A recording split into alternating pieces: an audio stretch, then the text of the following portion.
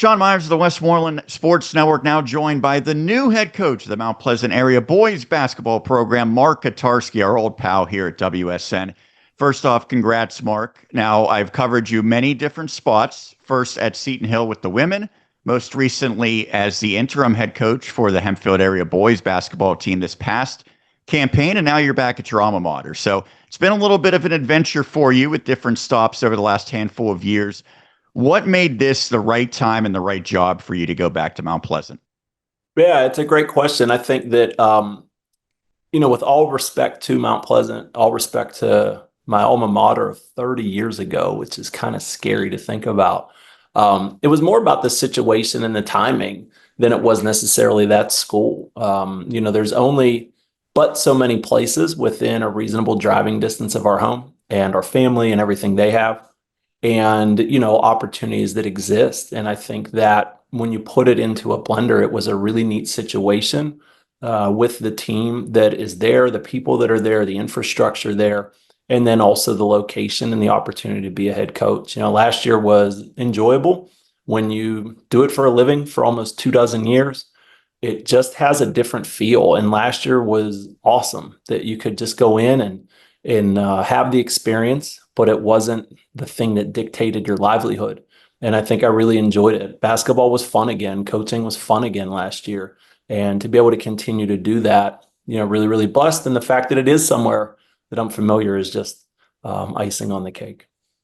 So, as I mentioned, and as you mentioned, you have a lengthy resume coaching basketball, girls, women, some boys as well. Although last year at Hempfield, that was the first time you were a head coach for a varsity boys team, and it was an interim role. So how can you apply all of your knowledge to basketball now to a specific group of 14 to 18-year-old boys? Yeah, I think through all those experiences, the biggest thing that gets hammered home is that every team is a one-year team. Every season's a one-year season, and trying to be in the moment with that group and do what they need best. And, you were challenged to that over the years, whether a team was coming off a 20-win season or a 20-loss season. And I've had both of those, over the course of the career. And I think just the focus of being in the moment as present as you can. I think last year was challenging, certainly, taking over midstream. But that was one of the things we tried to focus on with the group. And I think was really hammered home for me is just be in the moment and just be there where you are. And hopefully we can do that to try to maximize this group for this year. And then we'll worry about next year. But last year's over and that's done, regardless of how the experience was or wasn't for that group. Mount Pleasant had a rough season, to say the least, a year ago, did not win a game. Now, they're not that far removed from being a team that usually was in the discussion for the playoffs and getting into the postseason. So when you look at this, how quickly do you think you can get this team back to at least a contender for the postseason? And what are the long-term aspirations you have? Well, to be clear, it's not me doing it. I'm just part of that journey. It was something I've done as a coach, but I never appear in the team photos because it's just symbolic that I'm not that team. I'm a guy there to kind of help that group, learn with the group, guide the group. And so, certainly the players will have the biggest say in that.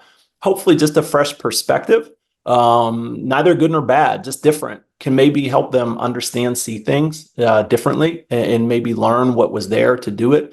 But I really think we have to focus on this year and each game that's there. If we're trying to carry the burden of previous seasons, success or failures, that's a really heavy lift for groups. And for them to feel like somehow they have to carry my dreams as the coach and my thoughts as the coach, it's really hard for young people. So can we make it, clear, concise, and let them play fast and do the things they're good at?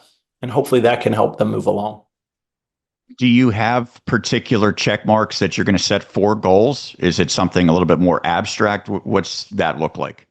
That's a really, really good question. I think those are things that we'll learn more about as a team. The team that Mount Pleasant will put on the floor next season won't be decided till November.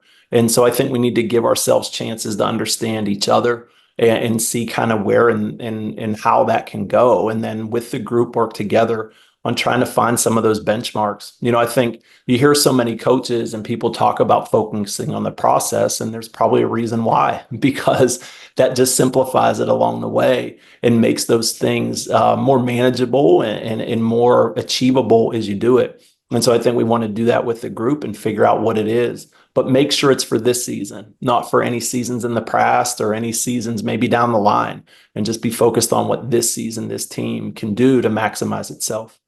Well, you mentioned November. There's a long time between now and then. So over the next handful of months, what's on your agenda? Yeah, trying to get in the open gyms here this summer. Understanding that we'll probably share athletes, and rightfully so, at a school like that. But can we get familiar with each other, learn names, and just get a sneak peek into the group? Come fall, we'll kind of make that schedule work around those that aren't playing fall sports, and then as the fall sports finish, getting those groups together.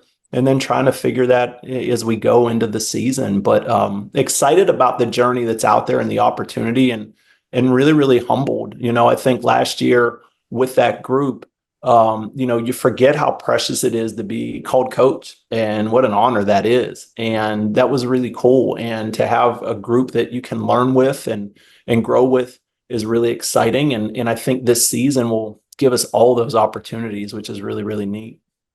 I think with the exception of probably your time in New York, you've spent the vast majority of your life in Western PA, even after you graduated from Mount Pleasant. Do you still feel connected to that community? I think by proxy, but it's one of those things that you only get one hometown, and I'm certainly proud of what that hometown helped me become and shape me the way I was, there's certainly no ill feelings towards it. Life happens, right? You move along. Once our parents sold their home, that was less and less of a tie to it. Once my grandparents passed, there was less and less of a tie to it. But it's rarely where I go more than a month without going back there and through that area for some reason, going to a cousin's house or my aunt's house or uncle's or something like that. But it's a place that, I'm not ashamed to say I grew up in. And I think it gave me great opportunities. But that was my experience back then. For these athletes there now, this is their experience. And for me to, do any sort of Uncle Rico from Napoleon Dynamite stuff for them would be completely unfair and absurd. And we have to let them have that moment. And so, I hope it's one of the last times I have to talk about it or will talk about it with them, because it just takes away and distracts from their time and their experience that they can have. I'm going to ask you another Mount Pleasant question. Your playing career, what stands out as your fondest memory? Really, really enjoyed the whole experience. The sophomore and junior years, we were in Quad A back then, which was the highest classification, and Mount Pleasant was in it. And it was challenging. We had a different coach than Coach Dunn. There was 2 years there in between when Coach Dunn was away being a principal. And it was challenging, but I think that those were great for me. As a sophomore, played a little bit, as a junior started. And then, my senior year, Coach Dunn came back simultaneously. Mount Pleasant went down to AAA. And it was really, really cool to be the first team to make the playoffs that didn't win a section title, showing that there are other ways to get there. And we were section runner-ups to Jeanette, and it was really cool to have that experience and, just remember those times. And I thought Coach Dunn did an awesome job of allowing us to experience it. And there's so many little things that I remember from that era. Just remember what, he called it the Viking Dome, but the Viking Dome used to be a really loud place and really hard for opposing teams, and can remember some moments from that, and then remember the teammates, right? And some have passed away, which is unfortunate, but, still remember them. And hopefully those student athletes that we'll have can have similar memories down the line of all of that. And if there's success attached with it, awesome. But, I can't remember any scores. I just remember that, we had teammates and it was fun, and we got to extend our season a little bit by making the playoffs. And, hopefully those can happen with this team as well. Barring any unforeseen changes, you're going to be going against Coach Dunn this upcoming season. Are you also going to try to get your former assistant coach, Brad Wetzel, on the schedule? Well, that would be incredible, right? Because my senior year, it was Coach Wetzel was an assistant and Coach Dunn was the head coach.